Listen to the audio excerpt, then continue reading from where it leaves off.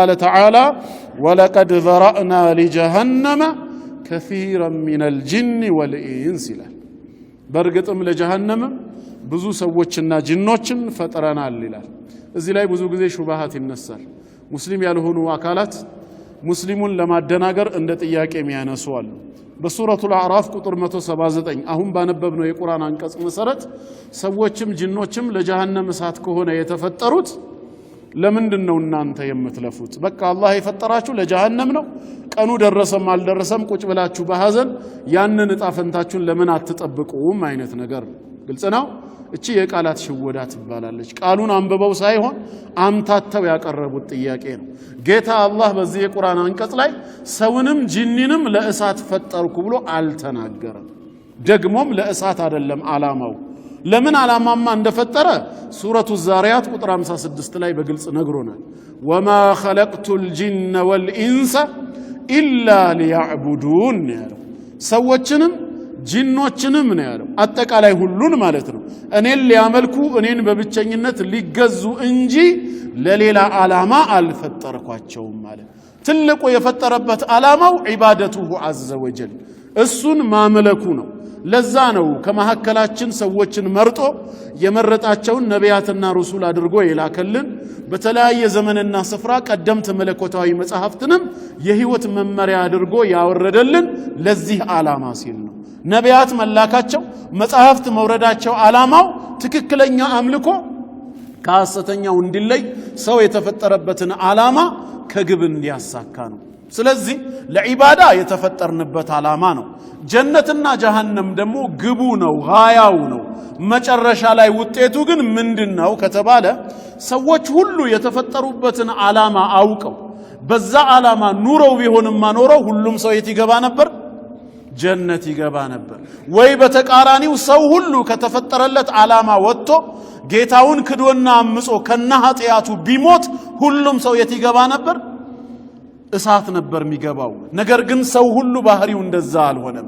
ከፊሉ አማኝ ነው፣ ከፊሉ ደግሞ ምንድነው? ከሃዲ ነው። ተጨባጩን ስናየው ሱረቱል ሙምተሒና ላይ መሰለኝ እንደገለጸው ሁወ الذي خلقكم فمنكم كافر ومنكم مؤمن የፈጠረን አንድ ጌታ ነው። የአንድ ሰው የአደም ዝርያ ነን። ከእምነት አንፃር ግን ለሁለት ተከፈልን። فمنكم كافر ከናንተ ውስጥ ከሃዲ አለ፣ ከናንተ ውስጥ አማኝ አለ አለ።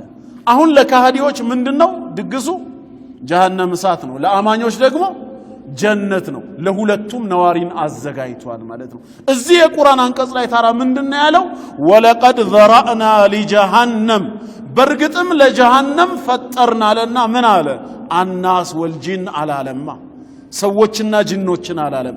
ከሲራን ሚነል ጂኒ ወልኢንስ ነው ያለው። ከጂኖችና ከሰዎች ብዙዎቹን ለጀሃነም ፈጠርን አለ። ይሄ ማለት መፍሁሙ ምንድነው? ከሰዎችና ከጂኒዎች ብዙዎቹ ደግሞ ለምን ተፈጥረዋል? ለጀሃነም ሳይሆን ለጀነት ተፈጥረዋል ማለት ነው። ግልጽ ነው። ምናልባት እዚህ ጋር አሁንም የቃላት ሽወዳ እንዳይጠቀሙባችሁ ብዙዎቹን ለጀሃነም ፈጥረናል ካለ ጥቂቶቹን ለምን አንልም ለጀነት? እነሱንስ ለምን ብዙዎች እንላለን ሲባል ብዙዎችና አብዛኞች ይለያያል። ቋንቋ ተረዱ። ቃሉ ያለው ወለቀድ ዘራእና ሊጀሃነመ ከሲራን ያለው አክሰረሁም አላለም። አክሰረሁም ቢል ኖሮ አብዛኛዎቹ እንል ነበር። አብዛኛዎቹ ለእሳት ተፈጥረዋል። ከዛስ ቀሊል ጥቂቶቹ ለጀነት እንል ነበር። ያለው ከሲራን ነው፣ አብዛኛዎቹን ሳይሆን ብዙዎችን ነው ያለው። ስለዚህ ብዙ ሰዎች የጥፋት ሰው ከሆኑ ሌሎች ብዙዎች ደግሞ ምን መሆን ይችላሉ? የጀነት መሆን ይችላሉ። ሁለት ብዙዎች የግድ ጥቂት ለመባል ሌላኛው ምን መሆን አለበት ካሉ አብዛኛው ነው እንጂ ብዙ አይደለም። አብዛኛው ከተባለ የተቀረው ምን ይባላል? ጥቂቱ ይባላል። ብዙዎች ከተባለ ግን የተቀረውንም ብዙ ለማለት የሚከለክለን ነገር የለም። ሁለት ተፎካካሪ ፓርቲዎች በሀገራችን ቢኖሩ ተውት፣ ፓርቲው ይቅር፣ ስለ ዲን አይደል የምናወራው። በእኛ በጀማዓ እንምጣ። በዚህ በኩል ሱናን የሚከተሉ በሰለፎች መስመር ላይ ያሉ ሰለፊ የዓቂዳን ዓቂዳቸው ያደረጉ በኢትዮጵያ ውስጥ 10-20 ሚሊዮን ወንድምና እህቶች ቢኖሩ አላህ ያብዛቸውና እነዚህ 10 እና 20 ሚሊዮን ብዙ ናቸው ወይስ ትንሽ? ብዙዎች ናቸው። በተቃራኒው ደግሞ በሌላ መስመር ላይ ሄደው በቢድዓ በጥመት መንገድ ላይ የሚጓዙ 10-20 ሚሊዮን ደግሞ ሙስሊሞች ቢኖሩ አላህ ከጥመት ይጠብቀን። እነሱስ ብዙ ናቸው ጥቂት? ስለዚህ ብዙ ሱንዮች እንዳሉ ሁላ ብዙ ቢድዒዮችም አሉ ማለት ይችላል። ለሁለቱም ብዙ ግን አብዛኛው ሱንይ ነው ካልንስ ሙብተዲዑ ጥቂት ነው ነው አብዛኛው ይሄ ደግሞ አረብኛው ላይ አክተር የሚለው ነው ለምሳሌ ወላ ተጂዱ አክተረሁም ሻኪሪን አብዛኛዎቹን አመስጋኝ ሆነ አታገኛቸውም ካለ ጥቂቶች ናቸው ማለት ነው የሚያመሰግኑት ብዙዎች አመስጋኝ አይደሉም ቢልኖርስ ብዙዎች ደግሞ አመስጋኝ ይኖራሉ ማለት ይቻላል ግልጽ ነው ስለዚህ ጌታችን ወለቀድ ዘራአና ለጀሃነም በርግጥም ለጀሃነም ፈጥረናል كثيرا من الجن والانس ከጂኖችና ከሰዎች ብዙዎችን ካለ ለጀነት ደግሞ የተፈጠሩ ሌሎች ብዙ አሉ አሁን መነሳት ያለበት ጥያቄ እነዚህ ለጀሃነም የተፈጠሩት ከጂንና ከሰዎች ብዙዎች የተባሉት ለምን ይሄ ነው ጥያቄ ከሆነ አይቀር መነሳት ያለበት ሌሎቹስ ለጀነት ተፈጠሩ ቢባል ለምን አይባልም አላህ الرحمن ነው ቸር ጌታ ነው ለምን መልካም ነገርን ጻፈንታቸው አደረገ ብለን አንወቅስም አእምሮ ላይ ጥያቄ የሚነሳው ብዙዎቹ ለጀሃነም የተፈጠሩት ለምንድነው ለዛ ዓላማ ሲባል ማለት ነው ወይስ ከፍጻሜያቸው አንግል ሚለውን ነው ማየት ያለብን የዚህ መልስ ያለው ምኑ ላይ ነው ለጀሃነም የምትለዋ ላሚቷ ላይ ነው እቺ ሐርፍ ወይም ላሙ ተዕሊል ሳትሆን ላሙ ለዓቂባ ትባላለች ፍጻሜያቸው ወደዛ እንደሚሄድ ታውቆ ለዛ የተፈጠሩ ማለት እንጂ ከመነሻው ጀሃነም እንዲገቡ ታስቦ የተዘጋጁ ማለት አይደለም ወለቀድ ዘራአና ለጀሃነም በርግጥም ለጀሃነም ፈጠርን ማለት ለዛ ዓላማ ማለት አይደለም የተፈጠሩበት ለዒባዳ ሆኖ ሳለ ያን ዒባዳ በአግባቡ ባለመፈጸማቸው ከጌታቸው መስመር በመውጣታቸውና በመካዳቸው ሰበብ ፍጻሜው ወደዛ እንደሚያደርሳቸው ታውቆ ለዛ የተፈጠሩ ማለት ነው ላሙ ለዓቂባ በቅዱስ ቁርአን ውስጥ በዚህ መልኩ አመጣጡ ብዙ ቦታ ስለመጣ ማለት ነው አንድ ምሳሌ እንመልከት ሙሳን አለይሂ ሰላም አንስተው ያሳደጉት ፊርዓውንና ቤተሰቡ ወይ ሰራዊቱ ናቸው አይደለም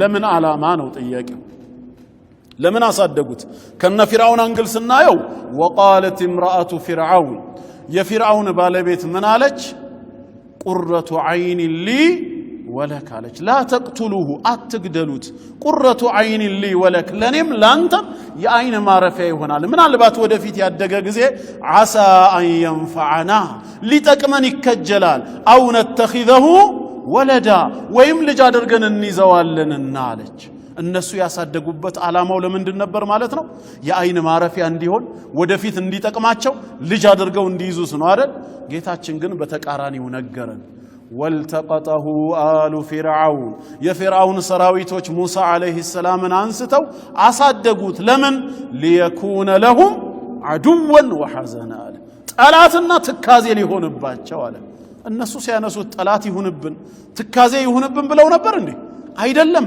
ይጠቅመናል ነው ያገለግለናል ልጅ አድርገን እንይዘዋለን የአይን ማረፊያ ነው ጌታችን ታዲያ ከምን አንግል ነው ጠላትና ትካዜ የሚሆንባቸው ያለው ከዓቂባው አንፃር ነው ለካ ይሄ ልጅ ያሳደግኩት ነገ በኔ ላይ ሊገለበጥብኝ ነው ትላለህ አንተ መጨረሻ ላይ ያን መጨረሻ ቀድሞ የሚያውቀው አላህ ሙሳንም እነሱ አንስተው ያሳደጉት ነገ ጠላት ሊሆንባቸው ትካዜ ሊሆንባቸው ነው እንደተባለውም ፊርዓውን ካሳደገው ለቁም ነገር ካበቃው በኋላ ለፊርዓውን መጥፋት ማን ነው ሰበብ የሆነው ሙሳ ነው ባህር ውስጥ እንዲሰምጥ ሰበብ የሆነው ሙሳ ነው ለዚህ ዓላማ ነው ያሳደገው ያለው ጌታችን የነገራትን ፍጻሜ ወዴት እንደሚወስዱ ቀድሞ ከማወቁ አንፃር ነው እዚህ ጋም ስንመጣ እነዚህ ከጂንና ከሰዎች ለጀሃነም የተባሉት ብቻ ሳይሆን ለጀነት የተፈጠሩትም ሁለቱም በጋራ ለአንድ ዓላማ ነበር ቀድሞ ሲፈጠሩ የነበረው ያ ዓላማ ምንድነው ለዒባዳ ነበር ይሄን የተፈጠሩበትን ዒባዳ ዓላማውን ግን ሁሉም ስለማያሳኩ ብዙዎች እንደሚያሳኩቱላ ብዙዎች ደግሞ ከዚህ ዓላማ ውጭ እንደሚሆኑ ስለሚያውቅ እነዚህን ነው ወለቀድ ዘራአና ለጀሃነም ያለው ከፍጻሜያቸው አንግል ግልጽ ነው ስለዚህ ጌታችን ላይ ምንም እናሰማው ተቃውሞ የለም ይበልጥ ደግሞ ግልጽ የሚሆነበት ምንድነው ሲያቅ ኮንቴክስት ነው ቀጥለን ደግሞ ስናነብ ያብራራዋል እንደዚህም ብሎ አንቀጹ አልቆምማ كثيرا من الجن والانس ካለ በኋላ لهم قلوب አለ ሲያብራራ እነዚህ ለጀሃነም ተፈጠሩ የተባሉት ከጂንና ከሰዎች ብዙዎቹ لهم قلوب ልክ እንደ አማኞቹ ለጀነት እንደተዘጋጁት ልብ ነበራቸው لا يفقهون بها ግን አልተገነዘቡበትም ሊቀበሉ አልፈቀዱም ወለሁም آذان ጆሮ ሰጥቷቸው ነበር አላህ لا يسمعون بها የማይሰሙበት ሆነ ሐቅን አላዳመጡም ወለሁም أعين ሁለት አይኖችን ሰጥቷቸው ነበር ለእያንዳንዳቸው لا يبصرون بها ሐቅን ሊያዩበት አልፈቀዱም أولئك كالأنعام እንዲህ አይነቶቹ ልክ እንደ እንስሳ ናቸው ጥሪን ይሰማል ከየት አቅጣጫ ነው የመጣው ለምን መጣ መለየት እንደማይችል እንስሳ ብቻ ናቸው በልሁም አضل አረንዶም ከንስሳ መስመር የሳቱ የጠመሙ ናቸው ወኡላኢከ ሁሙል ጋፊሉን ከተፈጠሩበት ዓላማ ከጌታቸው አኺራ ከሚጓዙበት ጉዳይ የዘነጉ ናቸው አለ በዚህ ሰበብ ነው አላህ አስቀድሞ ለጀሃነም አዘጋጀዋቸው ያለው እንጂ ሚነል ቢዳያ ገና ከመነሻው ሙእሚኖችም ቢሆኑ በኸይር ስራ ላይም ቢሳተፉ እኔ ግን አንዴ ለእሳት ፈጥሬያቸዋለሁ አላለም ግልጽ ነው ያብራራው ሲያቁ ኮንቴክስቱ ለእሳት የዳረጋቸውን ምክንያት ስለሚገልጽ ነው ልክ ሱረቱል በቀራ ቁጥር 6 ላይ ያለውን ሹብሃት እንደሚያነሱት ኢነል ለዚነ ከፈሩ ሰዋኡን ዐለይሂም አአንዘርተሁም አም ለም ትንዚርሁም ላ ዩእሚኑን ለምን ختم الله على قلوبهم وعلى سمعهم وعلى أبصارهم غشاوة ይላል እነዛ የካዱ ሰዎች ጀሃነም አለ ብለ ብታስጠነቅቃቸውም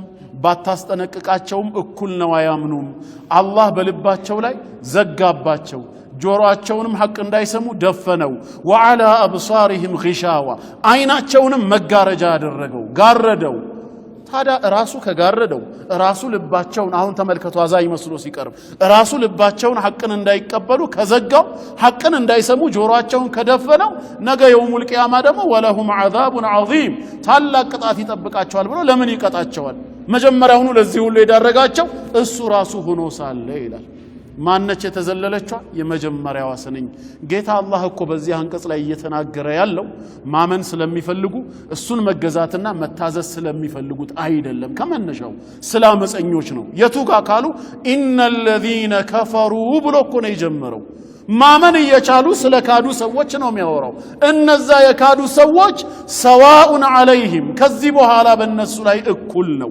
አአንዘርተሁም ጀሃነም ይጠብቃቸዋል ባካችሁ እመኑ ብለህ ብታስጠነቅቅ አም ለም ትንዚሩሁም ባታስጠነቅቅም ችላ ብትል እነሱ ግን ላ ዩእሚኑን አያምኑም በቃ ክህደት ውስጥ ተዘፍቀዋል በዚህም ምክንያት ተመልሰው ወደ ኢማን ጎዳና እንዳይመጡ ቅጣቱ ምን ሆነ ختم الله على قلوبهم ልባቸውን አሸገው እንደማይጠቅም ያውቃል ከዚህ በኋላ وعلى سمعهم መስሚያቸውን ደፈነው وعلى أبصارهم غشاوة አይናቸውን ጋረደው አሁን እዚህ ጋር ምናነሳው ጌታ አላህ ልባቸውን መዝጋቱ ጆሮአቸውን መድፈኑ አይናቸውን መጋረዱ ለነሱ ክህደት እንደ ቅጣት እንደ ውጤት ሆኖ የሚመጣ እንጂ ለመካዳቸው እንደ ምክንያት ሆኖ አይደለም መታየት ያለበት እሱ ስለጋረዳቸው ስለደፈነባቸው ልባቸውን ስላሸገው ካዱ አይደለም የምንለው በመካዳቸው ሰበብ አላህ ቀጣቸው የሂዳያውን በር ምን አደረገ ዘጋባቸው ግልጽ ነው አሁን ልክ እንደ ሙሳ ህዝቦች ፈለማ ዛጉ አለ መጀመሪያ ከነሱ ዘይግ ነው የተገኘው በሐቅ መንገድ የተዘናበሉ ልባቸውን ያጠመሙ ጊዜ አላህም አዛገ الله قلوبهم ዳግም ወደ ሂዳያ ጎዳና እንዳይመጣ ልባቸውን አዘነበለው ያውቀዋላ ነገ እንደማይመለሱ እነዚህ ሰዎች የሚመለሰውንማ በር እንደማይዘጋ እንደሚመራ ወየህዲ ኢለይሂ መን አናብ ኢናባ ተውበት አድርጎ የሚመለሰውንማ አቀናለው አስተካክላለሁ ነው ያለው ማጥመም ከሱ ዘንድ የሚመጣው ልብን መዝጋት ከሱ ዘንድ እንደ ቅጣት የሚመጣው መጀመሪያ ከኛ ዘንድ ምን ሲኖር ነው እንቢተኝነት ሲኖር ነው አላህ አንድ ኒዕማ ሰጥቶን ሂዳያም ይሁን ወይም የዱንያ ኒዕማ ያንን ሂዳያ እሱን በሚያስቆጣ ነገር አጸፋውን ካልመለስን በስተቀር ተመልሶ ሊወስድ አይችልም ማለት አያደርግም ነው ኢነላህ ላ ይገይሩ ቢቀውሚን ማ ቢቀውሚን ሐታ ይገይሩ ማ ቢአንፉሲሂም እኔ ለሰዎች የሰጠሁትን ኒዕማ አልቀይረውም እኮ ነው ያለው አልወስደውም አላነሳውም ሐታ ይገይሩ ማ ቢአንፉሲሂም ሰዎች በውስጣቸው ያለውን ቀድመው እስኪቀይሩ አለ ምን ማለት ነው ሲባል አላህ አንድ ኒዕማ ከሰጠህ ጤና ሊሆን ይችላል ሀብት ሊሆን ይችላል እንደዚሁም ደግሞ ሂዳያ ሊሆን ይችላል ትልቁም ኒዕማ እሱ ነው አንተ ግን የሰጠህን ጌታ ከማመስገን ይልቅ ከካድከው በተሰጠህ ኒዕማ እሱን ከመታዘዝ ይልቅ ካመስከው እንዲህ የቀየርክ ጊዜ ሊያነሳው ይችላል ጤናውን በበሽታ ሀብቱን በድህነት ሂዳያውን በጥመት አንተ ግን ካልቀየርክስ በተሰጠህ አመስጋኙ ነህ እሱ በሚወደው መንገድ የምትገለገልበት ከሆነስ መቼም አልቀይርም ማለት ታዲያ እነዚህ ልባቸው የተዘጉ ሰዎች ለምን ተለወጣ ሲባል ከነሱ በኩል አመስጋኝነት ታዛዥነት ቀረ ከሃዲነትና አመፀኝነት ነው የዛኔ ነው የሚያነሳው ግልጽ ነው እንጂ ጌታችን ላይ ራሱ እንዲያደረገ ቀድሞ ነገርኛ ማንነን እሱ እንዲ ለምን ይሰራልስ ምንለው እንደ ሐቂቃስ ከሆነ የራሱ ንብረት ሆነን ሳለ ነገር ግን መጥፎ ሹባሃት እንዳይፈጥሩ እንድንጠነቀቅ ለማገዝ ያክል ነው ግልጽ ነው ስለዚህ እዚህ ቦታ ላይ ወخلق لهما اهلا ለነሱ ነዋሪን ፈጠረ ሲል አላህ ባሪያውን በማሰቃየት የሚደሰት አምላክ መሆኑን ለማሳየት አይደለም ከመነሻው እኮ አላህ